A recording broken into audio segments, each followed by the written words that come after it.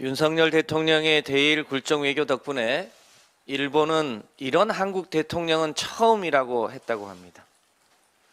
대한민국 국민도 이런 한국 대통령을 처음 경험하고 있습니다. 독도, 위안부, 후쿠시마 원전 오염수 방출 문제에 이어 어제는 후쿠시마산 멍게 수입까지 재개하기로 했다는 일본 측 보도가 있었습니다. 일본은 자국 이익을 위해 언론을 적극적으로 활용하는데 우리는 잡아떼기로 일관할 뿐 일본 측의 적극적 반박도 내용 공개도 없습니다. 참 답답합니다. 이제 국민들은 독도 상공에 일본 초계기가 날고 독도 앞바다에는 자위대 함정이 순항하거나 상륙하는 모습을 보게 될 가능성이 높아졌습니다. 일본 대사관 앞 평화의 소녀상은 순식간에 철거될지도 모릅니다. 후쿠시마 원전 오염수 방출은 막지 못하고 후쿠시마산 수산물은 국내 식탁에 오르게 될 상황도 멀지 않은 것 같습니다. 올해 국내 소부장 특별회계 예산을 삭감했던 윤석열 정부는 300조 규모 용인 반도체 클러스터에 일본의 반도체 소재 부품 업체를 유치하겠다고 발표했습니다. 2019년 일본의 반도체 소재 부품 수출 규제에 맞서 우리는 짧은 기간에 국내 소부장 기업을 육성하고 기술 독립을 이뤄낸 바 있습니다. 일본의 수출 규제는 실패했습니다.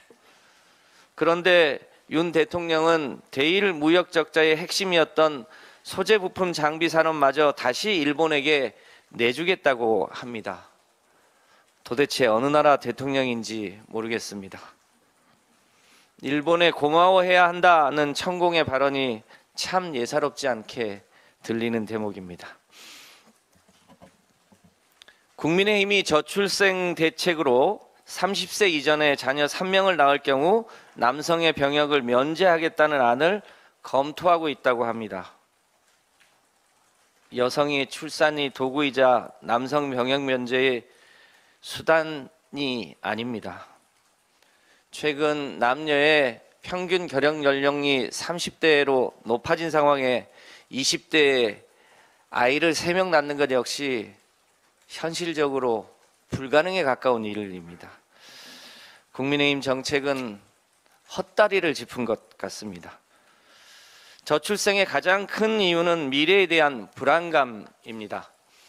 민주당은 주거와 고용 그리고 생활문화 차원에서 미래 불안을 획기적으로 줄일 저출생 인구위기 대책이자 기본사회 대책을 조만간 공론화하겠습니다.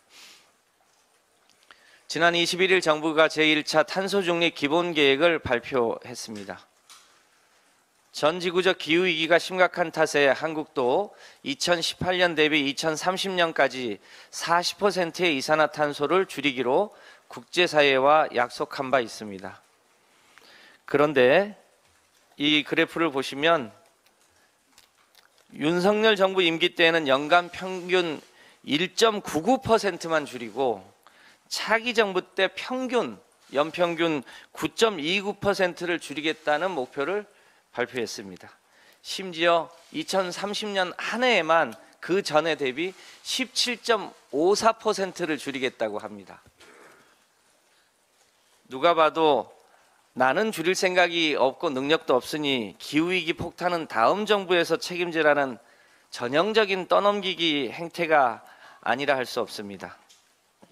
특히 산업 부분 감축 목표를 14.5%에서 11.4%로 3.1%나 줄인 건 더 심각한 문제입니다.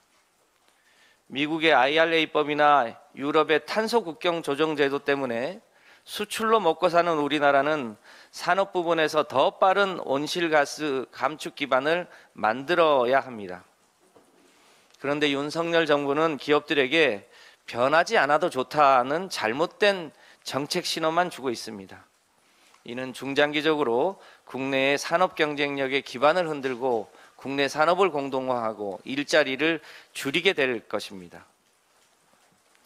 정부는 산업 쪽에서 축소된 탄소 감축분을 발전과 국외 감축 그리고 탄소 포집 기술로 채우겠다고 합니다.